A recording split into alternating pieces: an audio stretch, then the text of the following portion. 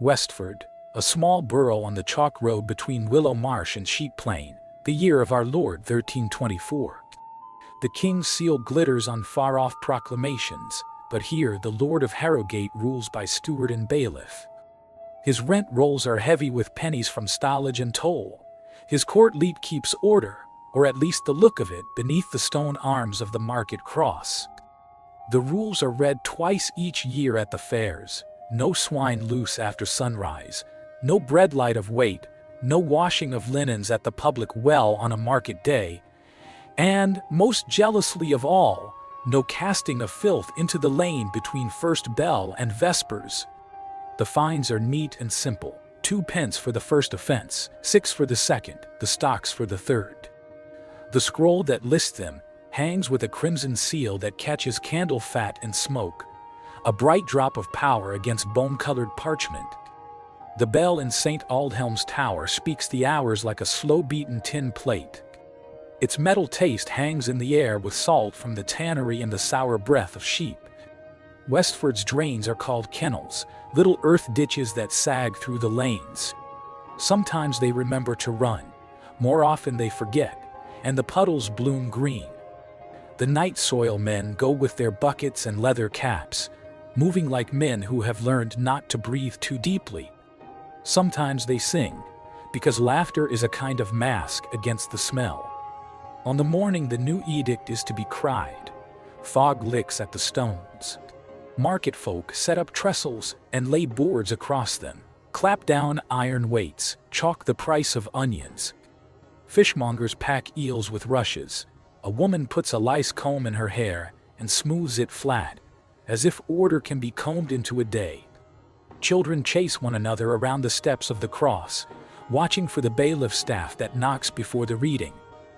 Bailiff Ralph arrives with men in half-rust coats and wool hoods blown thin by iodined wind from the marsh. He holds the tally stick for fines, nicked down its edge like a pilgrim's charm. A scribe is with him, his nose red from cold, a pot of ink wrapped in cloth. The steward's steward, Sir Miles de Kedge, who once wore real iron and rode behind the Lord, is there too, his left hand always at his belt where a dagger would be if this were a different day. He nods to the crier. Hear now the law, by Lord's leave and the king's peace, the crier calls, voice polished to a shine by habit. All filth from house, yard, and stable shall be cast into the kennels, only in the night after curfew bell, and then with care to cover. Any person casting ordure by day, or into the running water of the beck, or within 20 paces of St. Aldhelm's well, shall pay 2 pence, and a second time 6, and a third time sit the stocks until sunset, subject to the steward. Any washing of linens in the well on a market day shall be punished by fine and seizure. The rakers appointed by the leet shall have free passage. Swine must go ringed. The baker who sells short loaves shall lose bread and pride. The alewife shall hang her seal. The words fall like pebbles into the fog. People nod because nodding is a kind of prayer for mercy. A gaunt woman, Marjorie, who brews ale with water drawn at dawn from the public well when it tastes least of wood smoke, mutters, "And if there's no moon, how shall I see to pour?" She hefts her bucket anyway, a round of cracked oak dark with use. Her fingers are split with cold and detergent ash. The well stands beneath the worn saints carved on the market cross. Its rope has a rasp that gets into your teeth when you pull. A rule board hangs nearby, a half-wet sheet with black letters. No washing, no rushing of hides, no emptying of chamber pots, no rinsing of the brewer's tun. The ink has bled a little, like these things always do in weather like this. A tanner sweeps his stall as if cleanliness were a matter of gesture, not substance. His leathers smell of smoke and brains and the beck where he rinses them, though he swears he does it downstream of the washing stones. A baker checks his scales, setting the iron weights in their places like bishops on a board. A child coughs. The wind turns, and the smell of the ditch rises, sweet and rotten, from where the kennels meet the town's big ditch. The king's ditch, they call it, though the king has never seen it. The bailiff's men have a new badge. A little iron comb hung from their belts, a joke and a warning. Get close enough to feel their eyes, and you will also feel the ridiculousness of it, and then its edge. They will comb the town for filth, and they will not be mocked when they do. Sir Miles lifts the crimson-sealed scroll to the crier's hand and whispers something. The crier lifts his voice again. Let it also be known, for the health of all, none shall raise stench by throwing night filth into the beck within 40 paces of the ford. Those who report offenders shall share in the fine by the quarter. You can feel the crowd lean. A shared fine is a friend maker and an enemy maker. At the edge of the market circle, a man with a leather cap like a toadstool raises his bucket. Osmond the raker. He bows, and the iron rings on his pole clank. You make the rule, he says, not loudly, but enough, and you still pay me in clipped pennies. Sir Miles hears him. His shoulders go a shade straighter, which is how men of his kind take offense when they expect not to show it openly. Do your office, he says, and the court will do its own. He taps the tally stick. Cross me later if you like, Osmond. Osmond grins, wide, toothy, false like a dog learning to play human. I will cross the ditch, he says, and we shall see which is the deeper. There are rules behind the rules, each one a little pinch of dignity. The leet grants the rakers the right to pass with their loads even through the market tight with stalls, but no seller must lift his board for them. The bucketers cannot empty in daylight, but if they are caught casting beneath the wall after curfew, they must swear on the tithe chest that they did not mean to foul. Swine may eat scraps, but the scraps must be clean of bone and no bigger than a thumb, for fear of splinters under trotters that could lame and spread stink. No one may dump innards within a cartwheel of the cross on pain of a public scouring with buckets, clean water only, as if that mattered. As the day warms and the fog thins, the market thickens. A troop of tinny ringing comes from St. Aldhelm's, where a boy has found the spare bell and is enjoying the echo. A woman sneaks her apron into the well, dipping it quick to wash away a spot of spilled ale.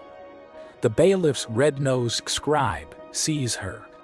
He does not want to notice. It is cold, and his hand aches, and he has counted out 7 pennies already for the Lord's favorite fishmonger, who always forgets a measure. But law is the bell you learn to hear whether you want to or not. He catches the bailiff's eye and nods toward the well. Bailiff Ralph comes down the steps like a man stepping into a story told about him. He takes the woman's wrist, gently enough not to bruise. Not today, he says. You know the rule. She pulls back the wet apron as if it were a shield. There is a stain. Then carry the stain home and wash it by night. What should I do, she asks, serve men with dirty cloth? She glances involuntarily to the stocks, as we all do when we say a thing a little too hot. The stocks sit on the edge of the market, like a tool everyone hopes not to use, but keeps oiled anyway. They are bone-colored wood with iron hinges, and the holes for ankles are polished smooth by fear and weather more than by use. Sir Miles watches. Steward's eyes are the color of iron after rain. He does not speak, which is a kind of speaking. The crier clears his throat, ready to recite the law again, but the crowd needs no help to understand. The woman, Marjorie, reaches into her purse for the penny she keeps in case of just such trouble. It looks enormous in her palm, a single sun in a gray day. The scribe takes it and produces a sliver from a clipping barber's box to test its edge.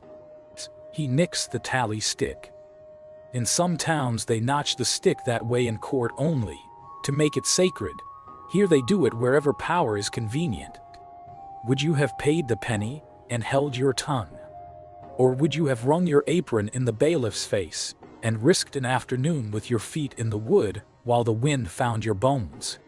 By noon a flock of swine has found the innards bucket behind the butcher's board. They are ringed, as the law requires, to keep them from rooting. But they root anyway, because obedience too has its limits. The butcher's boy shouts and throws a bit of bone. It sails, a clean curve of fate, and strikes a housewife's shoulder. She shrieks. The market turns its head. Someone laughs, and the laugh turns into something else when the swine spill the bucket, and the smell lifts like a hand to cover every nose at once. Sir Miles frowns. He lifts his hand, and makes a small motion, and the bailiff moves. The boy goes pale, then crimson. The stocks make their little cough as the hinges swing. The wind carries a rattle of chain, and a feathery stink of goose down from a cellar of mattresses, stuffed with more dreams than feathers. The boy sits, feet locked, and fights the urge to scratch. A child comes with a lice comb like a gift, and holds it up for the crowd to see. It dangles from a string, bone-colored, ugly with honesty. Someone ties a ribbon scarlet as a boiled beet to the comb, and laughs again, this time without joy. The rakers, emboldened by the fine's quarter share, begin to watch the alleys. Osmond leads them like a captain of a low fleet. He knows where the kitchen doors open, and where the stable muzzes the lane, and where the buckthorn hide might catch a skirt. He watches for the thin thread of steam that hangs above a too-quick thrown pan. Twice he catches old men emptying piddle into the beck, and twice he lets it go, because the old men shake with cold, and the beck is already an old sinner. But when he finds the tanner's boy sluicing a foul skin within 40 paces of the ford, he becomes a new man, formal, stern, and careful, exactly the shape the law would make him. He calls to him, "Hold," and the boy flinches like a hare. Sir Miles, like the serious neighbor at a fight, is always nearer than you think. He appears, and with him the scribe, and with them a gap of air as the crowd steps back to let the rule be seen. The skin stinks like a lesson. The tanner's boy trembles. His master pushes through, face set to the humility that is cheaper than a fine. He goes to his knees on the market gravel, and makes his hands flat like a prayer. The day is warm, he says, which is foolish as a statement, because it is plainly cold, but wise as a gesture because it says, "Forgive a man for trying to keep the stink away from your wives." Sir Miles hears the logic, and turns away from it. "The rule stands," he says. 20 paces is 20 paces. 2 pence for the first. 6 for the second, if I hear a whisper of it again. He glances at the beck, at the little froth around the stones. And the skin, take it to the ditch and bury it. You will dig with your hands. The tanner bows even lower to save his tools from confiscation. He understands the shape of power. He gives the steward the deference that saves him the coin he does not have. But the hands still dig, and the smell still climbs his hair and will be with him when he eats. Afternoon brings a thudding of hooves and a jingling of harness that sets heads to turning.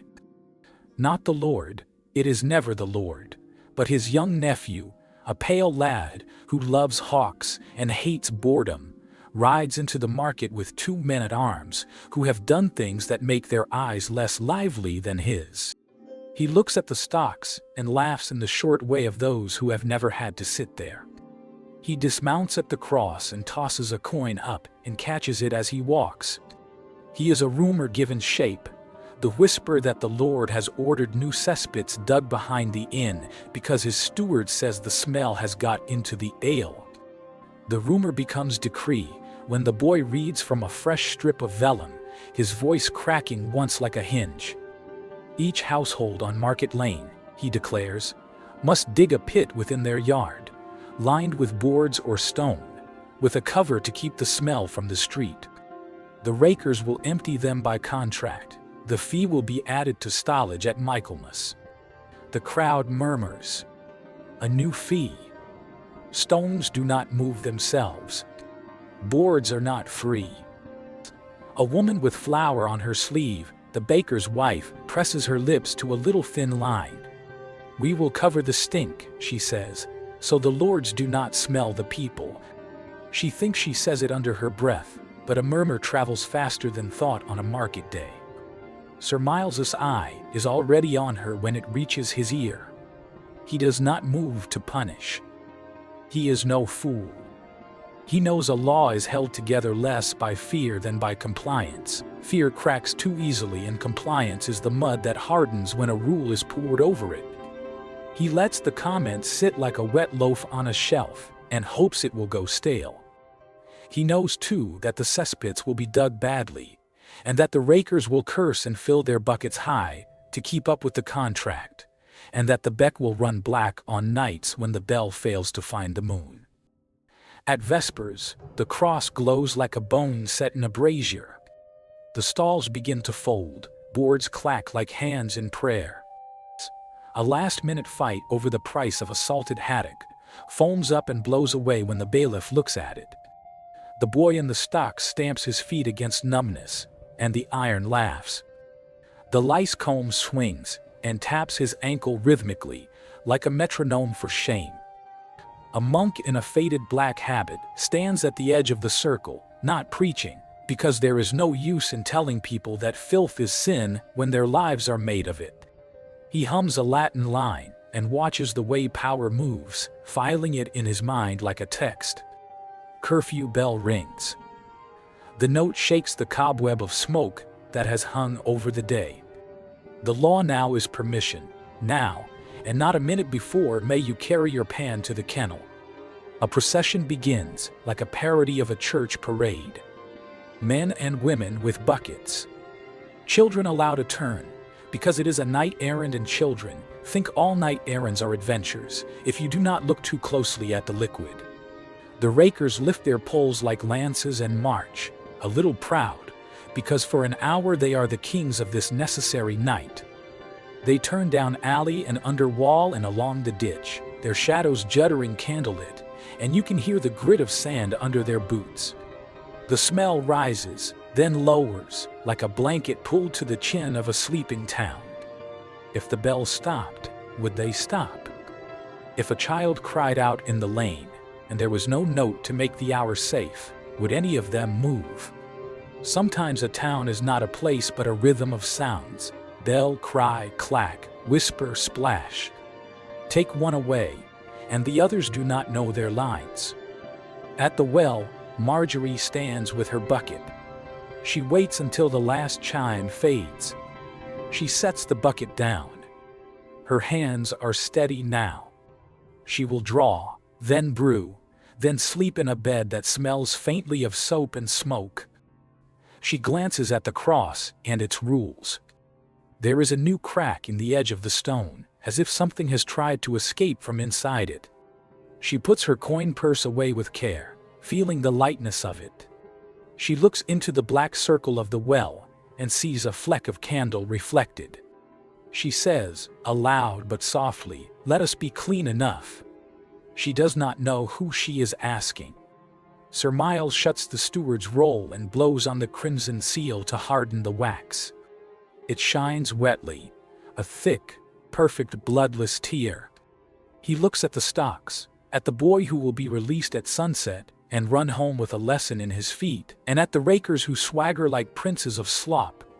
He feels the town under his hand like a beast under a saddle, half-tamed, heavy, sometimes noble, always near to bolting. He thinks of cesspits and coins, and the Lord who will ask if the smell lessened in the end. He thinks of the well, and the way a woman's eye looked at it, not in love or hate, but in a kind of tired treaty. Tell me, would you have endured the stink and the fines, and the crimson-sealed decrees for a cleaner lane and a Lord's peace? Or would you have broken a rule in daylight to save a scrap of dignity, and dared the wood of the stocks to take your legs? Night deepens. The raker's song turns to a mutter. Somewhere pigs grumble, ringed snouts nosing a dream. The beck moves under the stones like a secret that has always been true. The cross loses its edge, becomes a pillar of dusk. A rat runs along the kennel, and stops to wash its face in water, barely water at all. Before midnight, 2 boys will try to be bold and empty a pan early for the thrill of being law in their own arms. They will be caught by a man whose pride is built of fines, and they will run, and one will fall, and the comb will swing where it hangs on the bailiff's belt, and a notch will be cut in the tally. Tomorrow the crier will read the law again, because the law is a song that no one knows the words to, and everyone must hum. Power hates filth, not because it is foul, but because it is unruly. Filth runs downhill and finds the cracks. Law builds walls and says, "Flow here." People, God bless them, are the same. A town is a miracle of tolerable containment. Westford holds itself together with boards and buckets, bells and fines, fear and habit. The crimson seal curls a little at the edge as the wax cools. The smell settles under the night, thick and honest, and the stars are indifferent as old kings. In the morning, the bell will start the dance again. The well will be wet and forbidden. The cross will proclaim what all crosses proclaim, that shame is a tool that fits any hand. And somewhere, deep under a yard, a new dug pit will cave in, and a raker will curse, and a woman will stand with an empty bucket and calculate whether she has the coin to buy permission or the courage to plead necessity. Dawn takes the market by the throat again, but Westford wakes with an extra edge in its teeth. The decree about pits has set a new rhythm. Men with spades and women with boards, boys sent to steal bricks from the ruin behind St. Aldhelm's. Just 2, they swear, though you could build a prayer house with the missing. The kennels run sluggish with clay, loosened from side yards. Osmond the raker carries a new hook, iron barbed like a fish spear, to pull up the covers that the timid have nailed down too firm. He walks as if he were a knight of a poor order, his pole a banner, his bucket a shield. When the bell strikes prime, his crew already reeks of the wet, sour smell of new-dug earth married to old filth, a marriage no priest blesses but every town knows. The steward keeps a list. He has a little copper seal stamped with a crown so worn, you recognize it more by the idea of kingship than the image. He presses it into wax beside names, Aldith of the Lane, pit-lined, Osbert the wheelwright, pit half-dug and brackish, Widow Joan, no pit, plea of poverty, deferred to Michaelmas with warning. The seal leaves a crown and a smear of his finger's oil. The list is a kind of map to the town's conscience. At the bakehouse, the oven mouth glows like a coal-lit cave. The baker, Hamel, is clever with water. He keeps a bucket by his bench and dips his hands as if in prayer. The dough drinks a little more than it should, and the loaves rise with a moisture that vanishes as steam as soon as they are weighed. The trick is as old as bread and as new as hunger. This morning he tests the weight with iron, stamped with the leet seal. The iron clinks like a small bell when it meets the pan. Hamel's wife listens with the ear of a midwife, hearing trouble in the sound. "Too light," she says. "Too honest," Hamel answers, and pinches a scrap from another loaf to lay under, a secret wedge, then wipes his fingers on his apron and smooths his face. The crier comes by with the bailiff. He carries the Lord's standard loaf, dried hard as a saint's rib, and the balance. There is ceremony to this. The balance is set on a board. The crowd makes a little half-circle, as if a rite were taking place, which it is in its way. The iron falls. The loaf rises. The margin is a breath of a breath, only the sort of shortfall a man would make if he had eaten breakfast from his own dough. The bailiff's face does not move. He pinches the loaf's heel and weighs it in his palm like a man who can feel law in ounces. Hamel clears his throat and says the word that is supposed to soften every blow, neighbor. "Weigh another," the crier says, soft with fatigue. "The second is better. The third is not. 2 make a habit." The bailiff lifts his hand toward the pillory, then lowers it. "Pay the fine," he says instead. and add a farthing to each good loaf for a fortnight. The poor will pay it in crumbs, and you will pay it in shame. If I find a light loaf again, I will sit you in the wood until the sparrows are fed on your pride. Hamel gives up the coin like a tooth. His wife stares at the balance as if it might learn pity. The crowd murmurs a hymn of relief that the lash is for other backs today. Would you have preferred the stocks to the coin? There are days when a public hour is cheaper than a private hunger. By midday the spades ring against rock behind the inn. Osmond stands at the edge of a new pit, arms on his pole, pleased at last to see a structure that will make his office simpler come night. He gestures to his men where to lay boards. He is learned in the geometry of stink. He can tell by the shape of a yard which way the seep will run, by the cut of a plank how long it will resist. The innkeeper brings a jug. "Drink," he says, "for your health and mine." Osmond does, and wipes his mouth and says, "The Lord likes his ale clean of his people." He says it like a prayer and a jest.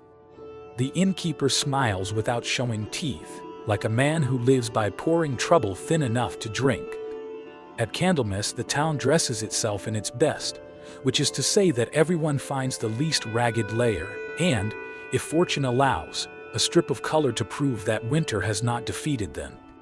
Boys carve candles from tallow and bite them in half when they think no one is watching. The church is flickering and close with breath. After Mass, the market swells with the particular cheer of having endured one more winter candle and finding your own face still warm. That is the day the steward chooses.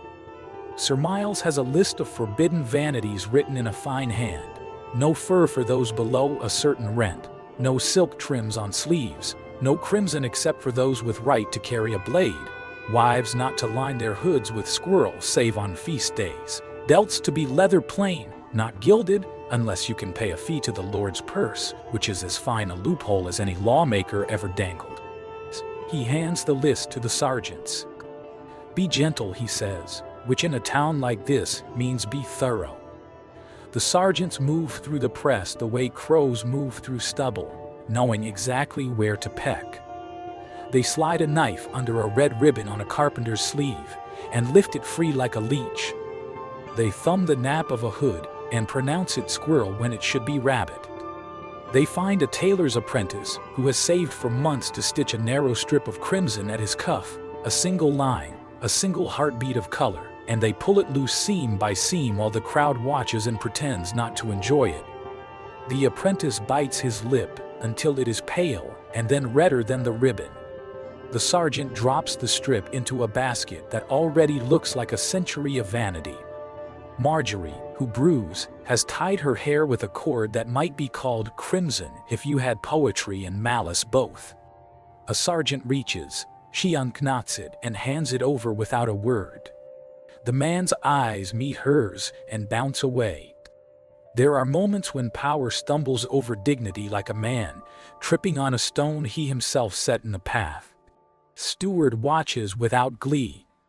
He is policing the idea of distance, the small daily gap between those who may adorn themselves and those who must keep to bone and iron. It is a hygiene of the eye. It keeps the classes from mixing like smoke and breath. When the basket is full, he has the crier read the law again, and the basket is carried to the cross and burned with ceremony, a hot little pyre of second-hand pride. The smell is sharp and sweet, like a cheap funeral. The crowd applauds as if they had all just sidestepped a sin. Would you have clapped? Or stood silent with your sleeve suddenly lighter? That evening the bathhouse opens for the men. Women bathe on alternate nights, early and quiet, the way towns think decency smells. The bathhouse keeper, Noel, ticks off candles on a board, because flame is rationed like virtue. So many for steam, so many for the bench, so many for the little alcove where the steward has posted the rules. No wine in the water. No dice in the steam. No singing loud enough to bring the watch. No washing of linens in the tubs. no bathing after curfew bell. And in careful script, a new line, those with rashes or sores shall bathe last, with lye, and not touch the common pail. The rule is a kindness wrapped in a humiliation. A bell made of brass hung on a beam marks the hour by the keeper's hand.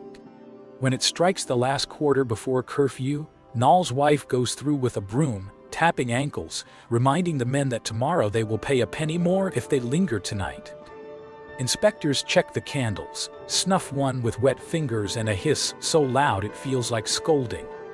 The steam smells of rosemary and a salt that is mostly imagination.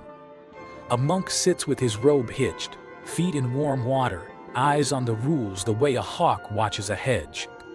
Just before the bell, a boy slips in. He is Hamo's son, ears red with cold, clutching a coin so tight it leaves an imprint. I was sent to fetch my father, he lies, because the truth, that he wanted to know how warmth feels when it belongs to everyone, is harder to say. Noll catches him, gentle but firm. Not tonight, lad. Go home before the bell bites. Side, Osmond's crew has discovered how honest wood can be under wetness. At Widow Jones they step on a board that should have held. It shivers, kneels, then drops like a trapdoor into a theater. Osmond vanishes to the waist with a sound like a blessing inverted. There is a roar of laughter because human beings are wicked, and because laughter is a rope thrown to a man who falls into foulness. It pulls him back into the world where things are possible. They haul him out, swearing and baptized in the town's truth. He stands dripping, wipes his face with the back of his glove, and bows to the widow as if she has offered him wine. Your pit, good wife, he says, is hearty. She brings a rag and a cup of beer. He drinks. I will mark you paid for a month, he says, and the scribe, who has seen enough of days to know when rules bend for honor, nods and notches the stick. 2 days later, parchment rides into Westford. A royal messenger does not come. The road is poor, the borough small. But the sheriff's man knows the way, and his horse knows the smell of a town that will stop what it is doing to hear a law. The message is about coin, the king's need for a levy to mend a castle wall no one in Westford will ever see, scutage for men who will never march, money for labor owed by those who will never hold a spear in the right way. The sum is declared in neat numerals that look prettier than the coins they demand. The steward's face is a prayer turned sideways. He must collect this. He must not break the town with it. He calls the hall moat. The men of the tithing stand with hats in their hands, and the women stand behind them with hands on their belts. Sir Miles explains the levy with words that have been used to make pain seem necessary since men first built walls. Duty, peace. The king's shield stretches farther than any one town. He does not say famine is a rumor. He does not say pestilence is a whisper on the coast. He is not a fool.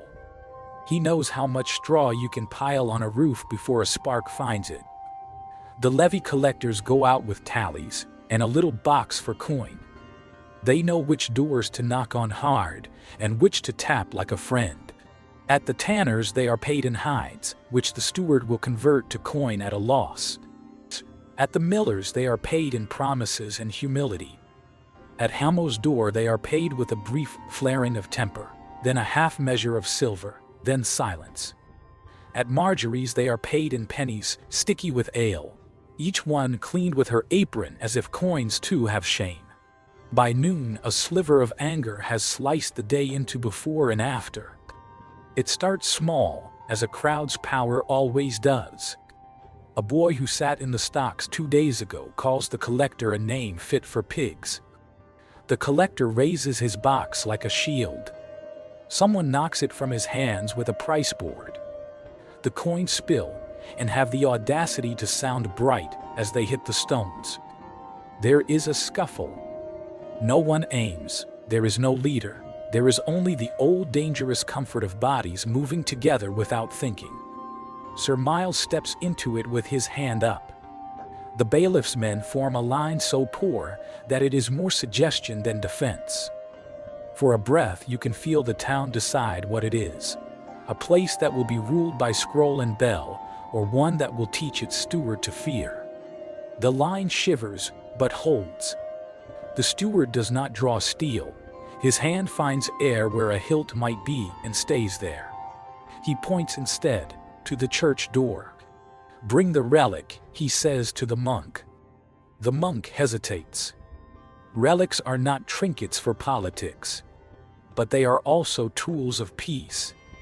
He goes inside and returns with a small box, iron-bound, red cloth over the lid like a lid on a wound. A bit of bone inside, or the hope of it. He lifts it high.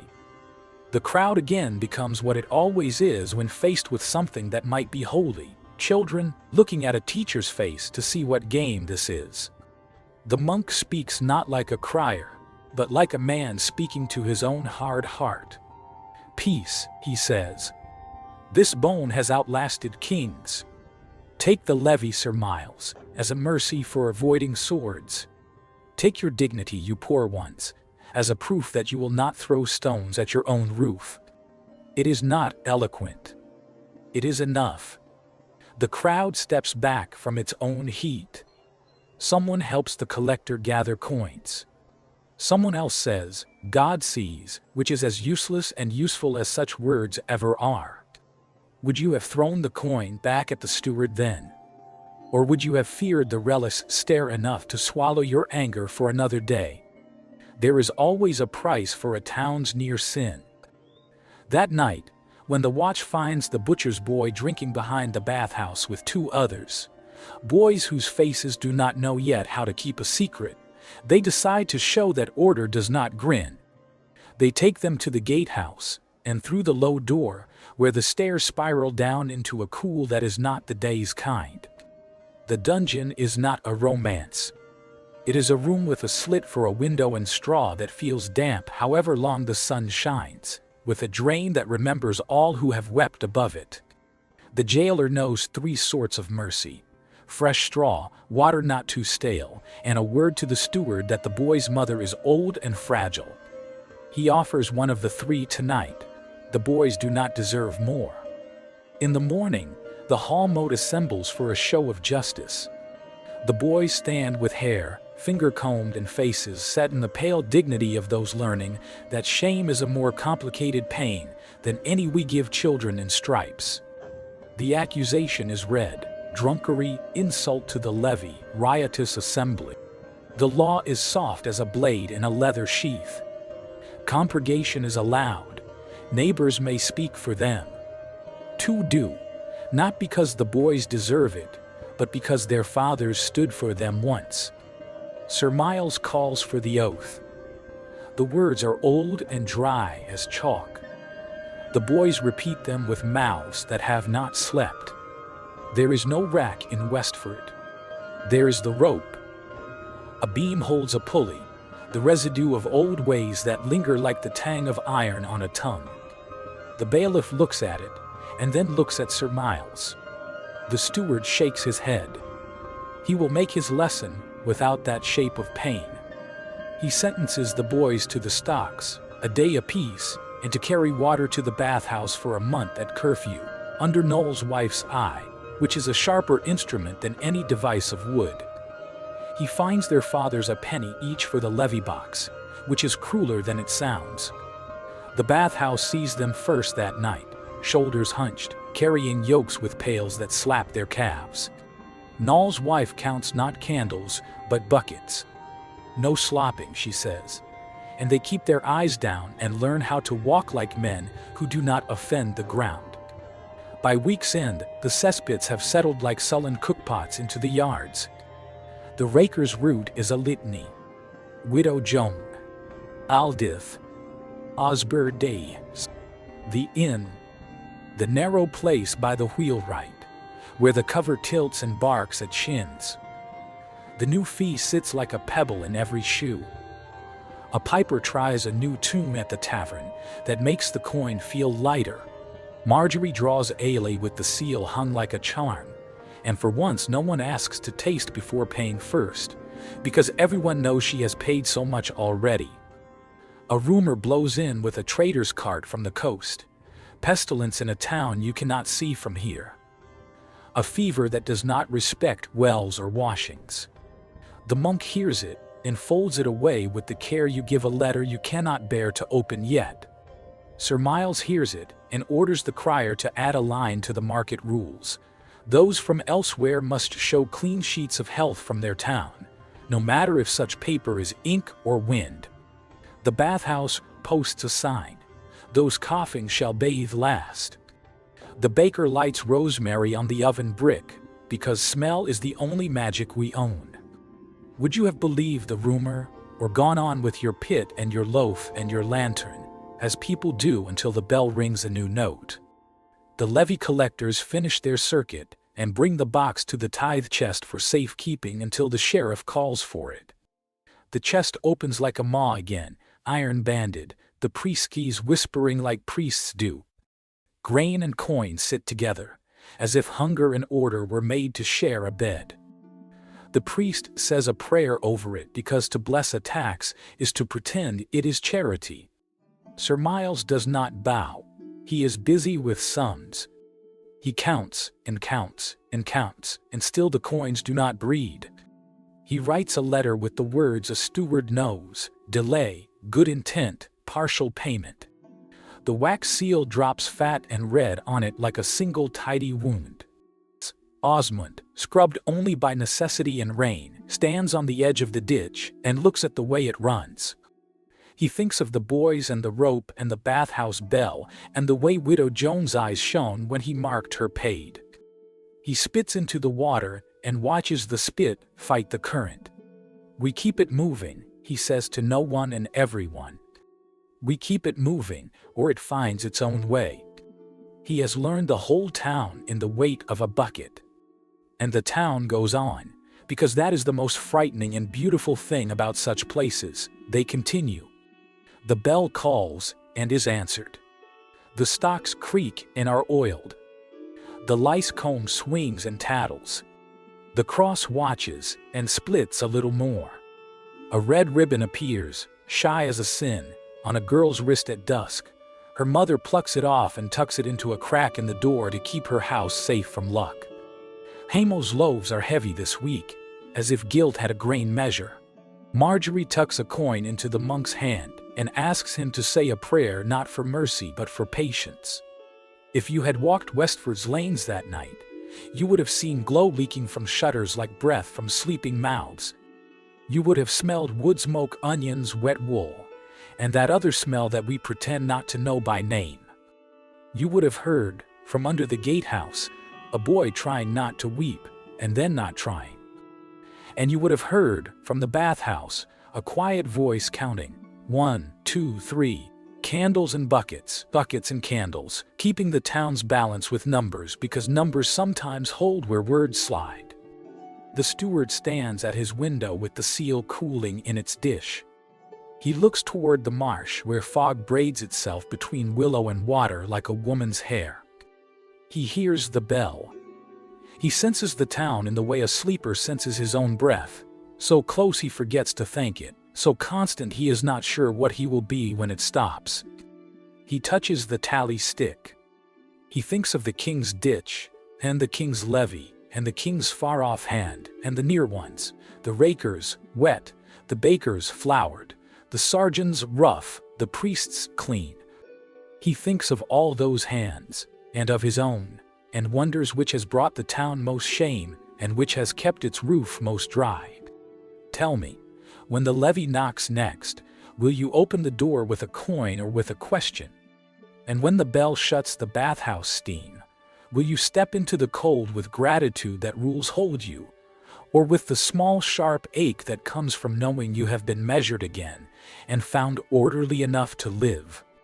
By Lent the town learns to live inside its new circle of rules, the way a crab lives inside a borrowed shell, awkward at first, then snug by habit. The cesspits take on that slick sheen, that means they are doing their work too well. Covers creak and stick, dogs nose the edges and are cuffed away. Children dare each other to knock on planks and run before Osmond appears like a devil in a leather cap. The levy box sits locked within the tithe chest, coins resting on grain like a thin frost on earth. Then, the beck overreaches. A week of rain turns the chalk road to porridge and the kennels to snake bellies. Water rises brown and honest, lifting what it finds: chips of bone, onion skins, a child's carved soldier, the thin pale ribbon, a tailor's apprentice hid in a crack by the wheel. It lifts the stench, too, and spreads it flat as a hand over market and yard. At dawn the bell rings, and the sound comes back muddied. Even the iron learns humility under such a sky. Sir Miles walks the flooded edge with his cloak lifted. He watches the way the water takes the law into its mouth and chews. He points where men must dig a spill gully to spare St. Aldhelm's well. He orders a half-wall of wicker hurdles driven into the soft ditch to catch what should not travel. He looks like a general in a war that never declares itself, but always charges at low ground. The rakers make a chain, passing buckets like monks passing bread, their faces blanked by the rain. Osmond's voice cuts the wet. Keep it moving. Keep it moving, or it finds its own way. Marjorie ties her skirt and wades, ladling at her yard's corner, where the water hesitates and grows thick. She moves as if she were storing up credit against a fine she cannot pay, as if some steward in the sky might notch mercy against her tally. She says nothing when the bailiff passes. He says, for once, nothing to her. Hamel bakes through the rain. The oven breathes white and hot and clean, a lung that cares nothing for weather. He makes the loaves heavier again, a penitence of flour. He sends a loaf to Widow Joan without a mark on the tally, though both of them know such gifts are seen and counted in other ways. His boy, who carried water at curfew, stands in the doorway with hair flattened by drizzle, counting the customers who brave the flood. The bathhouse opens in the downpour, steam curling out like proof that warmth still lives. Noel hangs extra rules with a string that swells and sags, shoes to be wiped thrice. No children in the tubs during flood. He counts his candles twice, 3 times, because floodlight and fire share an appetite for carelessness. Noel's wife lays straw at the threshold and makes the boys spread it thin, then thinner. Order, she says to no one, to everyone. Order, or we live in the ditch. The rumor from the coast grows a second head and hisses. Sickness on a ship, a fever that spares no name. A peddler swears he saw a man coughing blood into a silk sleeve and being carried like a king and buried like a dog. The monk listens and keeps his face still, but his hands clean the church rail with vinegar until the wood looks polished with worry. Sir Miles adds a line to the rules posted at the cross. Those newly arrived shall keep themselves apart 3 days, under watch, and show clean tongues and clear eyes to the leet before they trade. A fiction of control, but fictions are themselves a kind of rope. People cling. When the rain passes at last, the town's edges look gnawed. The beck drops, sulking, and leaves behind a fringe of what it carried. Osmond's men rake the caught debris from the wicker hurdles and bury it in a fresh trench beyond the wheelwrights. They curse and laugh and sing fragments of a psalm bent to filth. The air is sharp, as if somebody has scrubbed it with ash. The well rope dries with a click that plucks the teeth again. The bell sounds true, and the sound alone feels like a blessing. But every diligence births a grievance. A week later, the sheriff's man returns with a tighter mouth. The levy is due in full, delay denied. Sir Miles argues the flood. The man shrugs in a way that says kings have bigger floods. He takes the box anyway. The priest makes him touch the relic before he lifts it. The sheriff's man kisses iron and wax like a lover and walks away, and the town watches its coin go where its sweat cannot follow. Something slackens in people then, not rebellion, not yet, but that weary loosening of faith in bargains. That night, the stocks hold no one. The day has punished enough. The lice comb hangs at rest. The cross looms against a sky clear enough to hurt. The market boards are stacked. The dogs all have bones. You could mistake Westford for a town at peace. You would not be wholly wrong. Spring throws a green shawl over the marsh. Goose flower sparks. Children chase the first brave flies. The cesspits find their level. Marjorie draws water at dawn and does not glance at the rule board because the board is carved into her bones now. Halmo's loaves rise tall and honest. His wife keeps back a slice each Sunday for the boy who once sat in the wood. Osmund's hook pulls lids with a practiced flick. He is called by name in houses where once men held their breath when he passed. Noel adds a pinch more rosemary to the tub because the rumor from the coast has turned into a story told at the tavern with hands and eyebrows. A town 2 days' walk from here posted pest lanterns at its gates and burned the straw in its church. Sir Miles reads that line in a letter redacted by rain. He holds it to the light until the wet makes its own grammar on the page. He does not ask the crier to announce it. He calls the hall mote instead. The men of the tithing come with hair combed flat. The women stand with arms crossed and eyes wary. He speaks of prudence, not panic. He orders watch at the gate to question strangers with gentleness, to look for the signs no one can hide. He closes the bathhouse 2 nights a week to boil the benches and pundits the tubs with lye until the wood tastes of soap.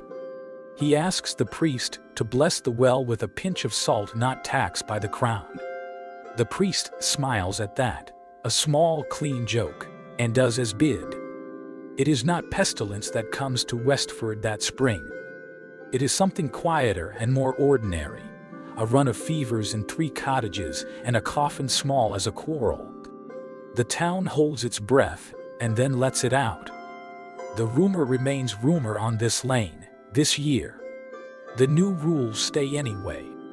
Laws, like sense, linger here dear. The levy leaves a shadow. People count more tightly, sharing knives and needles as if metal too has learned scarcity. Yet there are moments of rebellious generosity. A man slips a penny under Widow Jones' door for her fine, though she owes none. A girl ties a secret thread of crimson around the leg of a lark before she lets it fly. At night on the bathhouse step, the boys who carried water months ago hum a tune the piper calls the raker's waltz, and no one shushes them because they have earned a measure of sound. On Corpus Christi the relic comes out again, not to quiet riot but to make the usual procession. Banners, bread, breath. The monk carries the iron-bound box with both arms. The crier scatters words like petals. The steward walks bareheaded, which surprises those who have not noticed he has grown older by rule and bell. As they pass the cross, the crack in its edge glints as if it were a mouth about to speak. A breeze lifts the hem of the crimson cloth over the relic. For a heartbeat the bone inside, if it is bone, is a pale crescent like a new moon in a small sky.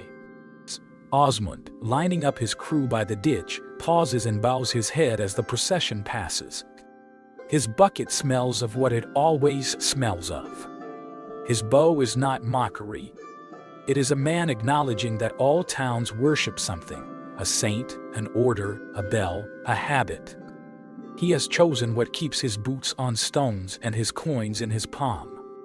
He has chosen to keep it moving. Sir Miles watches him and feels, for the first time in months, a lift that is not entirely duty. He thinks of the night he chose the relic over the rope. He wonders if that choice bought him an ounce of credit in the town's deep ledger. The tithe chest does not record such things. People do. He touches the crown-worn seal in his pocket, a circle almost smooth now, and imagines that if he held it too long the king's image would vanish completely, leaving only a ring of effort. Toward harvest, a dispute over the bathhouse rules jolts the market like a thrown stone. Stranger, no pest, just pride, refuses to bathe last, though a rash stipples his chest like stars in poor formation. Noel taps the board with the rules. The stranger laughs and reaches for the pail. Noel's wife steps between, small and solid as a post. Last, she says. Or none. The stranger looks for a steward to shame and finds 30 eyes, each with its own small store of night-quiet anger and day-bright agreement. He bows at last and sits on the bench, and when he bathes he does it with lie, and no one sneers, and the town keeps its border. What do you call victory in such a place? Not banners or banquets. A day when the bell rings, and no one tastes fear in the note. A market where the balance lies straight, and the lash sleeps. A ditch that runs where it should, and leaves the well clear.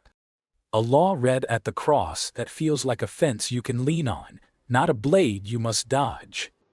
A steward who sleeps through the night without listening for a crowd assembling itself into a mouth. Autumn arrives. The barley bows. The marsh wears fog like humble velvet. Hamo's son lifts loaves as if they were children. Hamo watches his hands and permits himself a long exhale. Marjorie's alley comes bright, even when the sky does not.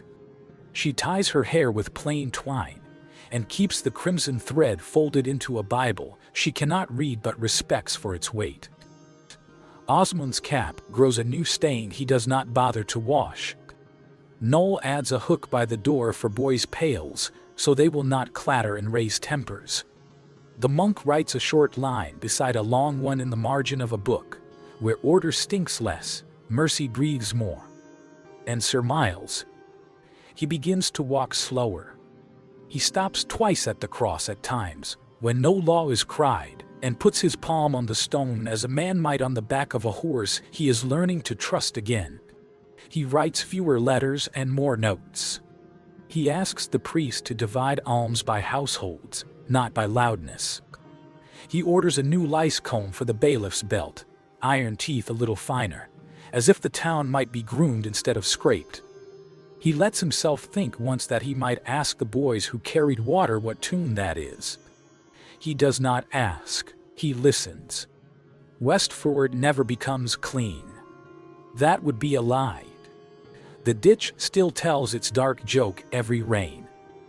The stocks do not rot for lack of use. They creak enough to stay limber. Fines are paid in pennies that smell of hands and onions.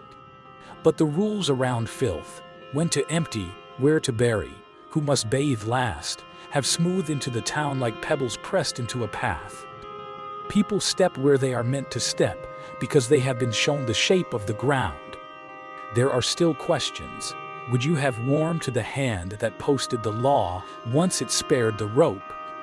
Would you have spent a coin to keep the well clear and forgiven the steward his levy? Would you have tied the crimson ribbon back on your sleeve in a silent private saint's day?